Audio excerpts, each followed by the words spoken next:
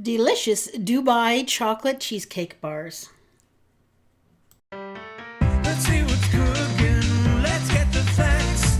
Let's see what's cooking. It's time for Yo-Yo Max 12. Hello everyone, this recipe is inspired by the Dubai chocolate bar, and in my last video I actually make Dubai chocolate bars and they turned out quite well. So let's see how this inspired a cheesecake recipe. First thing we're going to do is start off with the crust ingredients. That's 6 tablespoons of butter that's been melted, 3 tablespoons of white sugar, and 1.5 cups of graham wafer crumbs. Just stir those together until nicely combined, and then pour them into an 8 by 8 inch baking dish. I've greased mine and lined it with parchment paper. Then just press down those graham wafer crumbs so they're nice and even. Then you're going to put this in the oven at 350 degrees and bake it for about 10 minutes, just until the edges of the crust start to get a little bit brown. Now onto the filling. That's 8 ounces of cream cheese at room temperature, half a cup of white sugar. Blend that together until it's nice and creamy. Then you'll add in 1/4 cup of pistachio cream. I found this at my local grocery store, but you can also buy it on Amazon. It's basically ground pistachios, white chocolate, and cream is what it is. And I also added a half a teaspoon of vanilla extract and 2 tablespoons of milk. And then I blended that until it was well combined. Finally, for this cheesecake part, you're going to add in 1 egg, and you're going to blend that egg until just combined. You don't want to overbeat this because you don't want to beat in too much air into the mixture.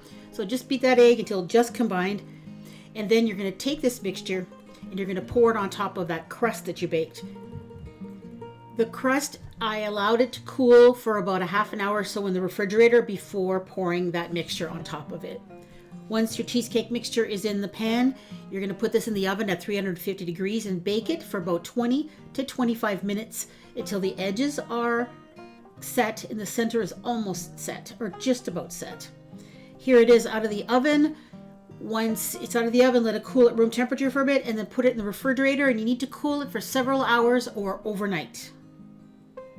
For the next layer of this cheesecake, you will need this Kataifi pastry. It's finely shredded phyllo dough. I found it frozen at my grocery store. You can see it's got long, kind of like it's in like long strings. You'll need 2.5 cups of this. And so what I did is I let it defrost, and then I just cut about half of it into pieces to make enough for 2.5 cups. Then I melted 3 tablespoons of butter in a skillet. I'm going to add that shredded Kataifi in there, and then I'm going to cook it over medium heat, stirring frequently until it turns golden brown and it's nice and crispy. And I also broke up any chunks that might have been in there. Just be careful with this because it does burn quite quickly, so keep an eye on it. You don't want it to get too dark in color. And once it's golden brown, then you can let it cool. Here it is cooled. I put it in another bowl. Now we're going to add 3/4 of a cup of pistachio cream to this, as well as 2 tablespoons of tahini. And if you're unfamiliar with tahini, tahini is ground sesame seeds. And then just give that a good stir to make sure it's all combined. And try not to eat it with a spoon. This stuff is good. There's my cheesecake. It's been sitting in the refrigerator overnight. It's nice and cool. And I'm going to place that Kataifi filling on top of it. And I'm going to just go over it with a spoon to make it as smooth as I can, because we're going to add the final layer, which is a ganache chocolate layer. That is a half a cup of heavy whipping cream that I heated in the microwave until it was steaming and quite hot. Then I poured in 4 ounces of semisweet chocolate, and I just let it sit and melt in the hot cream for 3 or 4 minutes. And then I just gave it a stir, and wonderfully, magically, this will turn into a delicious looking, smooth and silky and shiny ganache. And this is going to get poured on top of that Kataifi layer.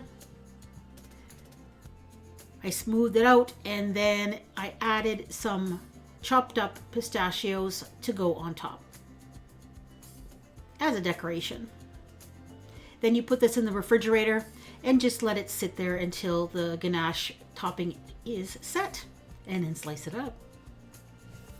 There it is. It pops out of that pan really easily with the overhang of the parchment that I showed you, and it cuts into pieces very, very well.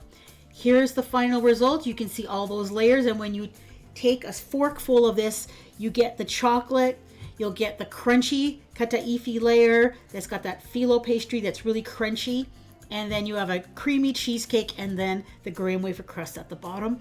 Great flavors. They really go well together, and it tastes just like a Dubai chocolate bar, except with the addition of a little bit of cheesecake. It also makes an 8x8 inch pan, which is fairly small, which is good if you don't want a ton of leftovers. I had served this at a family get-together, and Max took these home with him at the end of the night because he liked them too. You know, if someone asks you what would be your last meal if you were going to be executed in an electric chair, or what kind of dessert could you bring to a desert island if you could only bring one, I would say cheesecake, hands down, and I have a playlist full of them. This will go on that playlist, and also on your screen is a link to my Dubai chocolate bars as well.